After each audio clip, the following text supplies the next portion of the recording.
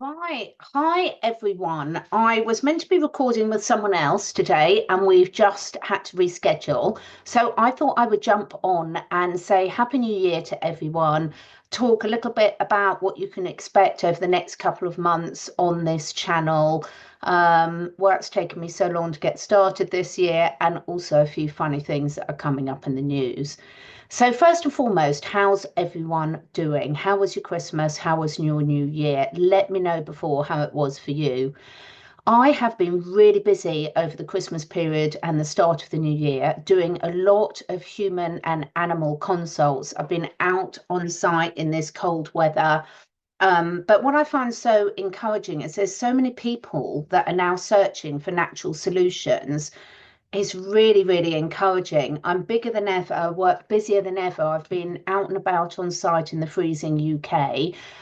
Did you know, by the way, those of us in the UK, last year was meant to be the hottest year on record? I think if people tell us this enough, they expect us to believe it.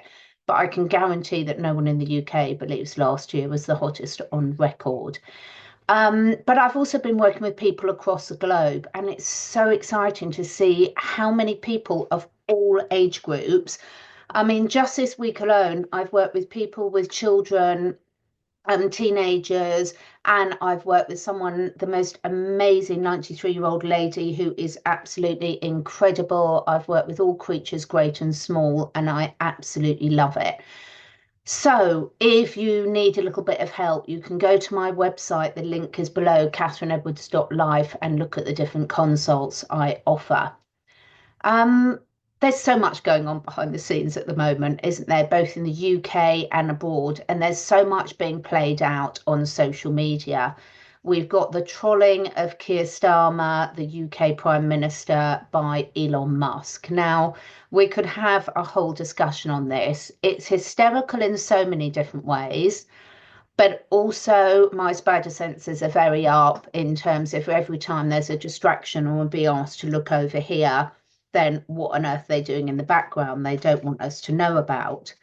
But I have been giving some thought in terms of, how much do we want others to be perfect in either way? We can agree with some things that some people are doing and be very suspicious of the others. So my personal view on Elon Musk, look, I've never met the guy, but I'm very suspicious of the electric cars, Neuralink, all the satellites, and all the EMF, and giving the ability to track everything and everyone wherever they go.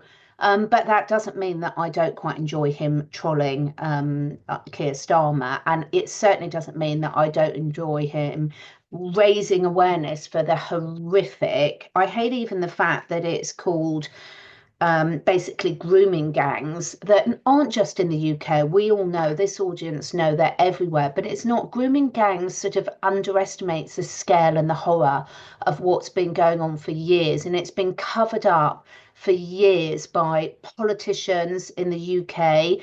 And again, this is happening virtually every time you see someone talk about this. We get the beautiful global community says, well, this is happening in our country and this is happening in our country.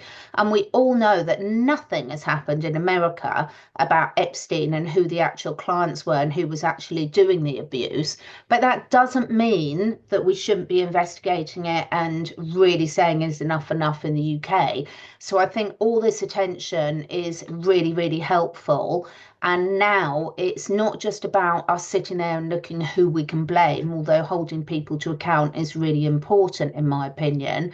It's about each and every one of us as citizens around the world saying, what have I seen that I haven't spoken up about, however big or small, whether it's abuse of a child, an animal, an old person, a plant, whatever it might be. And us adults, we don't want to be abused either. But when it's someone as vulnerable as a child or an animal or an elderly person, it's just got a different level of horror associated with it. So, whether it's global events going on, whether it's something that people are scared to stand up on, I think we've all got far too sensitive about being called names. Words are important, words are spells, but if we're going to let people trolling us put us off for speaking up what we know in our heart of hearts is right, and by knowing something's right, in my opinion, it doesn't mean you don't need to wait till you've got all the answers. I was listening to Gareth and Jamie Ike have got a new show on Iconic and on X at the moment. What's it called? Trending, I think. And they were talking this morning about how a lot of these insult words have been completely overused and therefore it devalues them. But there was a case in the UK where a 15-year-old girl was drugged and was being taken in late at night to a hotel room by six men. And if it hadn't have been for the hotel receptionist stopping it, then goodness knows what would have happened to that poor girl. And I think this is the problem, is that each and every one of us, we know we can't rely on our politicians to sort this out for us. So it's down to us as responsible citizens to keep our eyes open, to keep our intuition. When is a person, a child, an animal showing signs of distress? How can we look out for them? Even if you're on a night out, the amount of drugs that are put in people's drinks. So we've all got to step up to the mark now and stop this awful behaviour once and for all. But yeah, you can love the trolling at some stages, so I am quite enjoying it. But equally, at the same time, it's not making me blind to the other things. And certainly, the way I'm seeing the satellites go up, the full steam ahead towards digital currencies and things is something that I think we all need to really keep our wits about us. And someone can be doing something really good over here and been doing something even more nefarious over here. So let's just all keep our intuition and our spider senses going. I really want to know what you want for my channel in 2025. I want to know who you want as guests. I want to know what subjects do you like covered? Do you like the more formal interviews or do you like the informal chats? Let me know what you want, because this channel is all about us as a community and there's no point me doing things that you don't want. So do give me feedback. On my Catherine Edwards Life, and I'll put the link below, there's a Have Your Say section. Series, I think it's 5 little, literally 30-second surveys that will really help me help you more. So please, if anyone's watching this, take literally a couple of minutes just to do that, or email me or put a comment below, because I really, really do want to know what you guys want.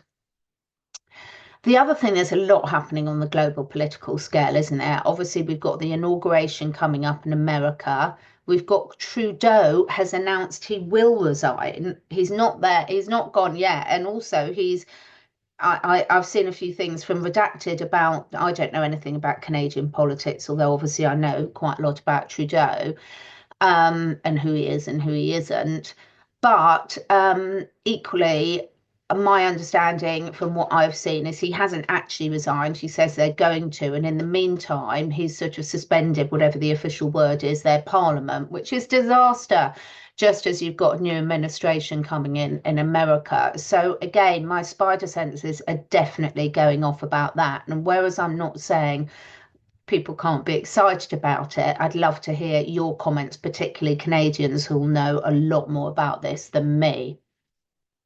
One of the things I've really learned over the last year is more about protecting my boundaries. And it's a tricky one. It's always, it's not a hard line often, but we do need to have some hard lines with boundaries. And on a personal level, I've come into 2025 with a really different level of excitement, optimism, gratitude, and much clearer about my boundaries, about who I do want to be spending time with, who I don't want to be spending time, what I want to be doing with my work, where my gifts and my passions are, and where they're not. So I really wish that for all of you as well. And if you're struggling with that, on my website again, I've got some fantastic, if you go to the ebook section, got fantastic little ebook that is just by donation, which you can donate as little or nothing or as much as you want, which will really help you sort out your goals. So knowing where you are is so, so important, because we all talk about not wanting a savior. But we do want supportive people around us that can help us. And we want to be supportive friends, colleagues, sources of information for others. And we've all got different strengths and weaknesses, and we've all got different roles to play. And those roles will change as our situation changes. So the type of person and characteristics that might be displayed, for example, if you're in a war situation, will be very different to in a peace situation. So we do all have to move between these phases of ourselves and these roles that we play in an authentic way at different times. So I'd really encourage each and every one of us to say, what role do I want to play in my personal life, in my family, in my community? And I don't mean role as in crisis actors and all the actors that we've got on the political stage. I mean, let's face it, a lot of them are literally actors. But I mean, role in terms of understanding where do I need to be at this time and how do I need to show up at this stage for what needs doing now.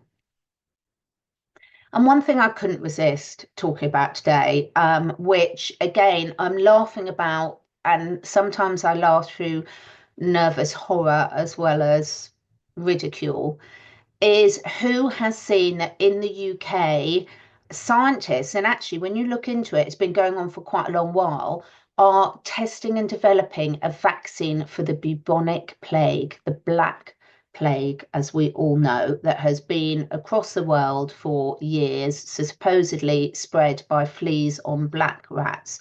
And who have we got involved? The good old bad actors again of AstraZeneca, Oxford University, Porton Down. Now, your homework, if you choose to do it, is go and use a little bit of time, just 10 minutes will do, and look up some of the scandals behind Porton Down in the UK. Shall I talk you through some of them? So, Porton Down is a UK defence science and technology laboratory, and it has allegedly, I have to put that on here because we're on YouTube, been associated with many controversial incidents throughout history. Do you want to know just a few? And then I want you to look some up below, yourself as well, because I really think that as a community now, we need to look up from various different sources, because obviously a lot of the time, if you use Google, you're not going to get an accurate source. But, you know, start looking at different sources and just perhaps pick one thing a week to educate yourself on a bit more. But Porton Down's been involved in human testing of chemical agents for years now. So between 1945 and 1989, and I'm sure it's probably going on, over 3,400 human volunteers were exposed to nerve agents. So it's my dog shaking. I've got the fire going. Over 3,400 human volunteers were exposed to nerve agents such as sarin during experiments at Porton Down. Lots of concerns raised about the ethical standards of those trials and whether the participants had informed consent. We've got anthrax trials that have gone on there during World War II, biological warfare trials in Dorset between 1963 and 1975, trials involving, listen carefully, where have we heard this before? Where is it happening now? Spraying live bacteria over parts of Dorset in the UK to simulate biological attacks. These tests, which potentially expose the public to harmful agents, were conducted without public knowledge or consent. Now, I'm going to be having more conversations about germ theory and terrain theory, but the thing is, what's present in nature and what's man-made are two different things, and I feel have to be dealt with very, very differently. Porton Down have also had experiments on Indian soldiers. Declassified documents reveal that during the 1930s and 40s, Porton Down scientists conducted mustard gas experiments on Indian soldiers in British India. I mean, unbelievable. And then we've got the animal abuse allegations, experiments on animal things, horrific experiments on animals, horrific high mortality rates in the test. Look into the foot and mouth disease scandal, which had a devastating effect on agriculture, has ongoing actually. And I can remember the 2007 outbreak, because where I live, all the cows, all the sheep were slaughtered. Even my friends who had pet sheep and boarded up their gates, they broke down the gates and came and killed their pet sheep. It was horrific. And there's so many lessons that we can learn about this. And I had to do my nervous giggler game, because last year I went to see the latest James Bond film, No Time to Die. Had nothing to do with Daniel Craig being in it. And the plot of that film was a deadly nanobot-based weapon called Hercules that was developed by a villain. I can't even pronounce her name, but if you look at the words, you can certainly get Lucifer and Satan out of it, who genetically engineered a virus that can be programmed to target specific individuals based on their DNA. So we all know the links between what Hollywood films, whether it's sci-fi and the aliens are coming. We know that by the time we find about it, it's been going on for ages. I don't say this to scare any of us. I mean, there's a lot of people ill at the moment.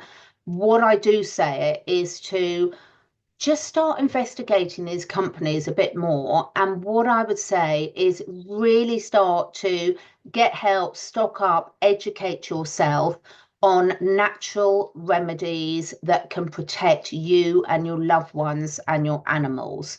There is, just for a couple of days more, depending when you watch this, I'm involved with a fantastic range of practitioners across the globe, really, who just for $50 do an amazing holistic health bundle. I'm going to pin the link below, because everyone who's been part of these bundles, the only reason it can be provided for such amazing value is the fact that literally all the contributors put it together for 10 days only and come together. So whether it's holistic nutrition, home remedies, holistic health. Let me actually share my screen quickly and just show you. This is only available until the 10th of January, and I'll put the link below. But you've got holistic nutrition, home remedies, holistic health, women's and children's health, natural healing, mindfulness, emotional well-being, clean living, detox. There's over 100 ebooks and programs. I'm going to put the link below about how you can order this. I really recommend it, because knowledge is power, knowledge protects. It's not about being scared of these things. It's about being aware, keeping our vibe high, not burying our head in the sand, asking questions without, not looking for the negative in everything, but sort of questioning everything. So as I said, my view on Elon Musk, well, I really don't like this. I'm enjoying what he's doing to Keir Starmer at the moment. And I appreciate this horrendous abuse and RAPE. I mean, it's beyond horrific of what's been going on for years. It has been covered up by multiple governments, not just the current ones, multiple agencies, all these people that were in place to protect the children. Most of them failed miserably, and the ones that really did speak up had their careers ruined, death threats, had to have armed guards. It was just horrific. And there's a price to being brave, but there's a bigger price for your soul for not being brave, and that being brave will look different to all of us. So 2025 is here. If anyone's watching this, we're the lucky ones, we're the ones that can actually watch content like this. I really hope that you're not in the war zones. I hope that you've got some sort of loved ones and communities around you, whether in person or virtually, that can be there to support you, to listen to you, to have conversations in a non-judgmental way, that we can all encourage the opening askings of questions without the insults, without the ridicule, and that this community, that we continue to grow and support each other this year. So thank you so much for being here, everyone. I really appreciate it. Please give this a like. Please share if it resonates with you. And even more importantly, let me know what you want to see. Much love to you all. Thank you so much for taking the time to listen. And if you feel inspired, please do share with your friends and family. This helps us spread the word and also helps me encourage some exciting new guests to take part in this podcast. And above all, stay curious and stay free.